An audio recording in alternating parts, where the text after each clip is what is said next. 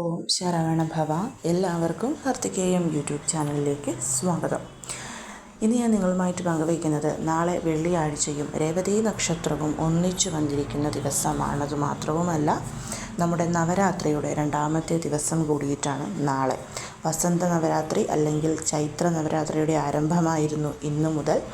എന്താണ് ചെയ്യേണ്ടതെന്നുള്ള വീഡിയോ ഒക്കെ ഞാൻ ഓൾറെഡി ഇട്ടിരുന്നു. ഇന്നലെ വരുണ മുദ്രയെ പറ്റി ഞാനൊരു വീഡിയോ ചെയ്തിരുന്നു. മുഖത്തെ കരിമംഗല്യം, കുരുക്കൾ, കറുത്ത പാടുകൾ ഒക്കെ വരുണമുദ്ര ചെയ്യുക വഴി മാറിക്കിട്ടും. അതായത് സ്വാധിഷ്ഠാന ചക്രത്തെ ആക്റ്റീവ് ചെയ്യാൻ സാധിക്കും എന്നുള്ളത്. ഒരുപാട് പേര് അതിൽ നല്ല കമൻറ്റ് പറഞ്ഞിരുന്നു. എല്ലാവർക്കും ആ വീഡിയോ ഇഷ്ടപ്പെട്ടു എന്നറിഞ്ഞതിൽ ഒരുപാട് സന്തോഷവുമുണ്ട്. ഇനിയും അതുപോലുള്ള വീഡിയോസ് ഇടണമെന്ന് പറഞ്ഞിരുന്നു. ആക്ച്വലി ചൊവ്വാഗ്രഹത്തെ ആക്ടിവേറ്റ് ചെയ്യുക, ചന്ദ്രബലം കൂട്ടുക, ഇങ്ങനെയുള്ള വീഡിയോസൊക്കെ ഞാൻ ഇട്ടിരുന്നു. അതായത് തംബ്നെയിൽ ഇങ്ങനെയുള്ള വീഡിയോസൊക്കെ ഇതുപോലെയുള്ള ഓരോ ചക്രങ്ങളെ ആക്റ്റീവ് ചെയ്യുന്ന രീതിയെക്കുറിച്ചാണ് പറയുന്നത്. ഇതുപോലെയുള്ള ചില ചെറിയ മുദ്രകൾ നമ്മൾ ചെയ്തു കഴിഞ്ഞാൽ ഈ ഓരോ ഗ്രഹങ്ങളെയും ആക്റ്റീവ് ചെയ്യാനും നമ്മുടെ ശരീരത്തിലുള്ള 6 ആധാര ചക്രങ്ങളെ ആക്റ്റീവ് ചെയ്യാനും അതുവഴി സന്തോഷവും സമാധാനവും രോഗങ്ങളില്ലാതാവുകയും ഒക്കെ ചെയ്യും.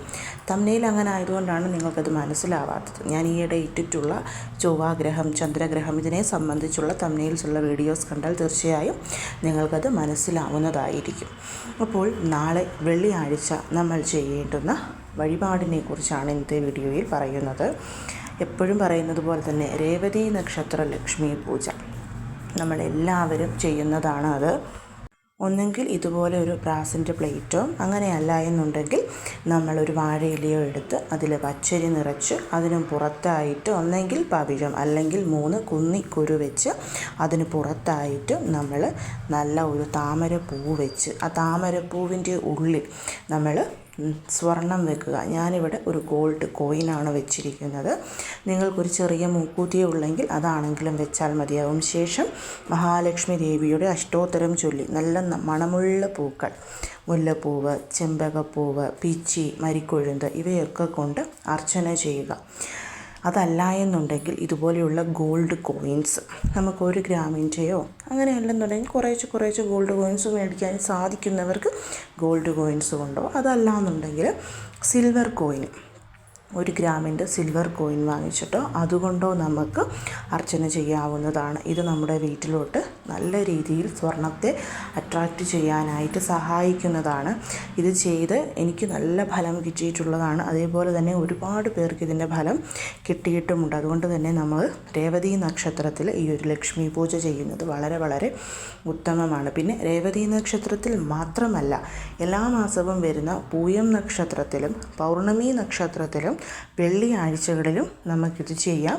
പക്ഷേ രേവതി നക്ഷത്രത്തിൽ ചെയ്യുമ്പോൾ മറ്റു നക്ഷത്രത്തിൽ ചെയ്യുന്നതിനേക്കാൾ കൂടുതൽ ഫലം കിട്ടും എന്നുള്ളതാണ്. അപ്പോൾ എല്ലാവരും ഇതൊന്ന് ചെയ്യാനായിട്ട് ശ്രമിക്കണം. നാളെ അതായത് വെള്ളിയാഴ്ച വരുന്ന ശുക്രഹോര 6 to 7 അല്ലെങ്കിൽ ഉച്ചയ്ക്ക് 1 to 2, രാത്രി 8 to 9 ഈ സമയത്തിൽ എപ്പോഴാണോ നിങ്ങൾക്ക് ചെയ്യാൻ പറ്റുന്നത് ആ ഒരു സമയത്ത് ചെയ്യുക എന്നുള്ളതാണ്. ഇനി താമരപ്പൂ കിട്ടാത്തവരാണ് നിങ്ങളെന്നുണ്ടെങ്കിൽ മാക്കോലമായിട്ട് 8 ഇതളുകളുള്ള ഒരു താമരപ്പൂവ് വരച്ചാൽ മതിയാവും ഇത് ചെയ്യാൻ വേണ്ടിയിട്ട്. അപ്പം പച്ചരി വെക്കേണ്ടുന്ന ആവശ്യമില്ല. വാഴയിലയാണോ ബ്രാസിൻ്റെ പ്ലേറ്റ് ആണോ എടുക്കുന്നത് അതിൽ 8 ഇതളുകളുള്ള ഒരു താമരപ്പൂവ് വരയ്ക്കുക. അതിന് പുറത്തായിട്ട് 3 കുന്നിക്കുരു വെക്കുക. അതിന് പുറത്തായിട്ട് നമ്മൾ ഈ ഒരു സ്വർണം അല്ലെങ്കിൽ സ്വർണ്ണ നാണയം എന്താണോ ഉള്ളത് അതും വെച്ചിട്ട് മഹാലക്ഷ്മി ദേവിയുടെ അഷ്ടോത്തരം ചൊല്ലി അർച്ചന ചെയ്യുക. എത്ര താമരപ്പൂ കിട്ടാത്തവരാണ് നിങ്ങളെങ്കിലും ഈ ഒരു പൂജ വിശ്വാസത്തോടുകൂടി ചെയ്തു കഴിയുമ്പോൾ നിങ്ങൾക്ക് താമരപ്പൂ ദേവിയായിട്ട് തന്നെ കൈകളിൽ കൊണ്ടുവന്ന് എത്തിച്ചേർത്തി തന്നിരിക്കും. അതാണ് ഈ പൂജയുടെ ഒരു മഹത്വമെന്ന് പറയുന്നത്. അപ്പോൾ ഇതെല്ലാവരും ചെയ്യാനായിട്ട് ശ്രമിക്കണം. ഇനി രണ്ടാമത്തെ കാര്യം എന്ന് പറയുന്നത് നാളെ വളരെയധികം ഓസ്പീഷ്യസ് ആയിട്ടുള്ള രേവതി നക്ഷത്രവും ഒപ്പം തന്നെ ദ്വിതീയം കൂടിയിട്ടുള്ള ദിവസമാണ്.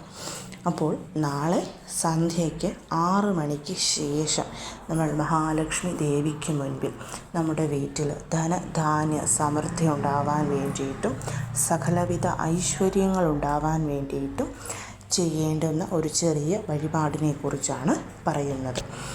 അതിന് മുൻപായിട്ട് ഇത് നമ്മൾ സന്ധ്യയ്ക്ക് ചെയ്യുന്നതാണ് ഏറ്റവും ശ്രേഷ്ഠം. അതായത് 8 to 9 എന്നുള്ള ഒരു ശുക്രഹോര സമയം നിങ്ങൾക്ക് എടുക്കണമെന്നില്ല. സന്ധ്യയ്ക്ക് 6 മണിക്ക് ശേഷം രാത്രി 9:30 ഉള്ളിൽ ഏതൊരു സമയവും നമ്മൾക്കിതിനായി തിരഞ്ഞെടുക്കാവുന്നതാണ്. ഇത് ചെയ്യാൻ മഹാലക്ഷ്മി ദേവിയുടെ ഫോട്ടോ, വിഗ്രഹം അങ്ങനെയുള്ള യാതൊന്നും വേണമെന്നുമില്ല. ഒരു നിലവിളക്ക് അല്ലെങ്കിൽ ഒരു മൺവിളക്ക്, അതിൽ നെയ്യൊഴിച്ച് കത്തിച്ച് വെക്കുക. സാധാരണ വീട്ടിൽ കത്തിക്കുന്ന നിലവിളക്കാണെന്നുണ്ടെങ്കിൽ അതിൽ നെയ്യൊഴിച്ച് 5 തിരിയിട്ട് ഭദ്രദീപമായിട്ട് കൊളുത്തണം. അങ്ങനെയല്ലെന്നുണ്ടെങ്കിൽ ഒരു ചെറിയ മൺവിളക്ക് എടുത്തിട്ട് അതിൽ നെയ്യൊഴിച്ച് നമ്മൾ കൊളുത്തി വെക്കുക. നിലവിളക്ക് കൊളുത്തുമ്പം 5 തിരിയിടുമ്പം അത് 5 ദിക്കിലോട്ടുമായിരിക്കും. മൺവിളക്കാണ് എടുക്കുന്നതെന്നുണ്ടെങ്കിൽ കിഴക്കോട്ട് അതിൻ്റെ ജ്വാല വരത്തക്ക രീതിയിൽ മാത്രം നമ്മൾ കൊളുത്തിയാൽ മതിയാകും. അതിനുശേഷം വെളുത്ത കളറിലെ പുഷ്പങ്ങൾ, പ്രത്യേകിച്ച് ഇപ്പം മുല്ലപ്പൂവിൻ്റെ സീസൺ ആയതുകൊണ്ട് എല്ലാവർക്കും മുല്ലപ്പൂ കിട്ടും. അപ്പം മുല്ലപ്പൂ എടുക്കുക. മുല്ലപ്പൂ എടുക്കുമ്പോൾ ഒരു പിടിയായിട്ട്, ഇപ്പം എണ്ണ ഒന്നുമല്ല, ഒരു പിടിയായിട്ട്. ഇനി ഒറ്റയൊരെണ്ണമേ നിങ്ങൾക്ക് ഒരൊറ്റ മുല്ലപ്പൂവേ കിട്ടുമെങ്കിൽ അത് മാത്രം എടുത്താലും മതിയാവും. ഇനി മുല്ലപ്പൂ കിട്ടാനില്ലാത്തവർ വെളുത്ത കളറിലെ പുഷ്പങ്ങൾ എന്താണെന്നുണ്ടെങ്കിലും അതെടുക്കുക. ഇനി അബ്രോഡൊക്കെ താമസിക്കുന്നവരാണ്, നിങ്ങൾക്ക് വെളുത്ത കളറിലെ പുഷ്പങ്ങൾ, മുല്ലപ്പൂവ് ഇതൊന്നും കിട്ടില്ല എന്നുള്ളവർ പച്ചരി എടുക്കുക. പച്ചരി എടുക്കുമ്പോൾ പൊട്ടാത്ത പച്ചരി എടുക്കണം. അക്ഷതമായിട്ട് മഞ്ഞൾപ്പൊടിയൊന്നും കൂട്ടിക്കുഴച്ചെടുക്കണ്ട, പച്ചരി മാത്രം എടുത്താൽ മതിയാവും. അതൊരു 11 അല്ലെങ്കിൽ 21 എണ്ണം മാത്രം പച്ചരി എടുക്കുക. എടുത്തതിന് ശേഷം നമ്മൾ ആ ഒരു ദീപത്തിൻ്റെ ജ്വാലയിലോട്ട് നോക്കണം. ആ ദീപത്തിൻ്റെ ജ്വാലയിൽ സാക്ഷാൽ മഹാലക്ഷ്മി ദേവി സ്വർണ്ണലക്ഷ്മിയായി വിളങ്ങുന്നു എന്നുള്ളത് മനസ്സിൽ കണ്ടുകൊണ്ട് നമ്മൾ ആ ഒരു ദീപത്തിൻ്റെ മുൻപിലായിട്ട് ഇരിക്കുമ്പം നമ്മുടെ വലത് കയ്യിൽ ആ പൂക്കൾ അല്ലെങ്കിൽ ആ പച്ചരി ഉണ്ടായിരിക്കണം. അതിന് ശേഷം ഒരു 5 മിനിറ്റ് നമ്മൾ കണ്ണുകളടച്ച് ആ ദീപത്തിൻ്റെ ജ്വാലയിൽ മഹാലക്ഷ്മി ഉണ്ട് എന്നുള്ളത് നമ്മുടെ മനസ്സിൽ നമ്മൾ കൊണ്ടുവന്നതിന് ശേഷം 27 പ്രാവശ്യം ഞാൻ ഈ പറയുന്ന മന്ത്രം ജപിക്കണം. അപ്പം വലത്തെ കയ്യിൽ പൂവ് അല്ലെങ്കിൽ അരിയായിരിക്കും, ഇടത്തെ കയ്യിൽ നമുക്ക് 27 എന്നുള്ളത് കൗണ്ട് ചെയ്യാവുന്നതാണ്. ചൊല്ലേണ്ടുന്ന മന്ത്രം ഇതാണ്: ഓം സുവർണലക്ഷ്മിയെ സ്വർണലക്ഷ്മിയെ നമോ നമഃ. ഓം സുവർണലക്ഷ്മിയെ സ്വർണലക്ഷ്മിയെ നമോ നമഃ. ഇതാണ് നമ്മൾ 27 പ്രാവശ്യം ചൊല്ലേണ്ടുന്ന മന്ത്രം. ഈ മന്ത്രം ചൊല്ലിയതിന് ശേഷം എൻ്റെ വീട്ടിലോട്ട് എല്ലാവിധ സൗഭാഗ്യങ്ങളും തന്നതിന് നന്ദി എന്ന് പറഞ്ഞുകൊണ്ട് വേണം നമ്മൾ ആ പച്ചരി അല്ലെങ്കിൽ ആ പൂക്കൾ ആ കത്തിച്ചു വെച്ചിരിക്കുന്ന ദീപത്തിന് സമർപ്പിക്കാൻ. കത്തിച്ചു വെച്ചിരിക്കുന്ന ദീപം എന്ന് പറയുന്നത് സാക്ഷാൽ സ്വർണ്ണലക്ഷ്മി തന്നെയാണ്. അത് അങ്ങനെ തന്നെ മനസ്സിൽ ചിന്തിച്ചുകൊണ്ട് വേണം നമ്മളത് ആ ഒരു ദീപത്തിന് സമർപ്പിക്കാൻ. എന്നിട്ട് ആ ദീപത്തിലൊന്ന് തൊട്ട് തൊഴണം. അതായത് സാക്ഷാൽ മഹാലക്ഷ്മിയുടെ ആ താമരപ്പൂവ് പോലെയുള്ള പാദങ്ങളിൽ നമ്മൾ തൊട്ട് തൊഴുതു എന്നുള്ള സങ്കല്പം. അതിനുശേഷം ഇപ്പം ധൂപദീപ ആരതിയൊക്കെ എടുക്കുന്നവരുണ്ടെങ്കിൽ നിങ്ങൾക്ക് അതൊക്കെ എടുക്കാം. ഇവിടെ നിവേദ്യം സമർപ്പിക്കണം. പാല് കാച്ചി അതിൽ ഏലക്ക പൊടിച്ചതും കുങ്കുമപ്പൂ ഉണ്ടെങ്കിൽ കുങ്കുമപ്പൂവും കൂടിയിട്ടിട്ട് മിക്സാക്കിയിട്ട് അത് വേണം നമ്മൾ ദേവിക്ക് സമർപ്പിക്കാനായിട്ട് നിവേദ്യം. മറ്റൊന്നും നമ്മളിവിടെ സമർപ്പിക്കേണ്ടത് ആവശ്യമില്ല.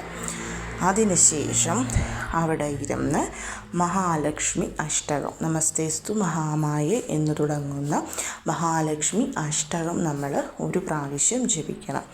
ഇത് നമ്മൾ ആദ്യമായിട്ട് ഈ ഒരു മന്ത്രം 27 പ്രാവശ്യം ചൊല്ലി ധൂപദീപ ആരതിയെടുത്ത് നിവേദ്യവും സമർപ്പിച്ചതിന് ശേഷം മാത്രമേ ഈ ഒരു മന്ത്രം നമ്മൾ ചൊല്ലാവുള്ളൂ, മഹാലക്ഷ്മി അഷ്ടകം.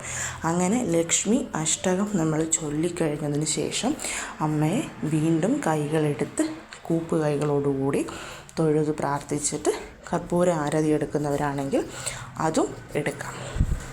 അതും എടുത്തതിന് ശേഷം വീണ്ടും എല്ലാവിധ സൗഭാഗ്യങ്ങളും തന്ന് അനുഗ്രഹിക്കണമെന്ന് പ്രാർത്ഥിക്കുക. ഇത് നിങ്ങൾ നാളത്തെ ദിവസം ചെയ്താൽ തീർച്ചയായും നിങ്ങളുടെ വീട്ടിലോട്ട് എന്തെങ്കിലും രീതിയിൽ ഒരു പ്രത്യേക രീതിയിൽ സ്വർണമോ പണമോ നിങ്ങളെ തേടിയെത്തുന്നതായിരിക്കും. കാരണം അത്രമാത്രം പവർഫുൾ ആയിട്ടുള്ളതാണ് ഈ ഒരു മന്ത്രവും ഈ രീതിയിലുള്ള മഹാലക്ഷ്മി വഴിപാടും. അപ്പോൾ എല്ലാവരും ഇത് നാളെ ചെയ്യാനായിട്ട് ശ്രമിക്കണം. പിന്നെ എപ്പോഴും പറയുന്നത് പോലെ വെള്ളിയാഴ്ചയാണ് വീടിൻ്റെ ഫ്രണ്ട് ഡോറിൽ മാവില തോരണം വെക്കണം, അക്ഷയപാത്രം നിറച്ച് നല്ല പൂക്കളൊക്കെ കൊണ്ട് അലങ്കരിക്കണം, വീട്ടിൽ നല്ല വാസന ഉണ്ടായിരിക്കണം, നമ്മൾ നല്ല വസ്ത്രം ധരിച്ചുകൊണ്ട് വേണം മഹാലക്ഷ്മി ദേവിക്ക് ഈ പറയുന്ന വഴിപാടുകളൊക്കെ ചെയ്യാൻ. ഇതൊക്കെ എല്ലാ ആഴ്ചയിലും പറയുന്ന കാര്യങ്ങളാണ്. അപ്പോൾ എല്ലാവരും ഇതൊക്കെ ചെയ്യാൻ ശ്രമിക്കൂ. പിന്നെ മഹാലക്ഷ്മി കടാക്ഷം ലഭിക്കാൻ സ്ത്രീകൾ ചെയ്യേണ്ടുന്ന കാര്യങ്ങളെക്കുറിച്ചൊക്കെ ഞാൻ ഓൾറെഡി പറഞ്ഞിട്ടുണ്ട്. അപ്പോൾ ഈ കാര്യങ്ങളൊക്കെ എല്ലാവരും ചെയ്യണം. എല്ലാവരെയും മുരുകൻ അനുഗ്രഹിക്കട്ടെ. ഓം ശരവണഭവ.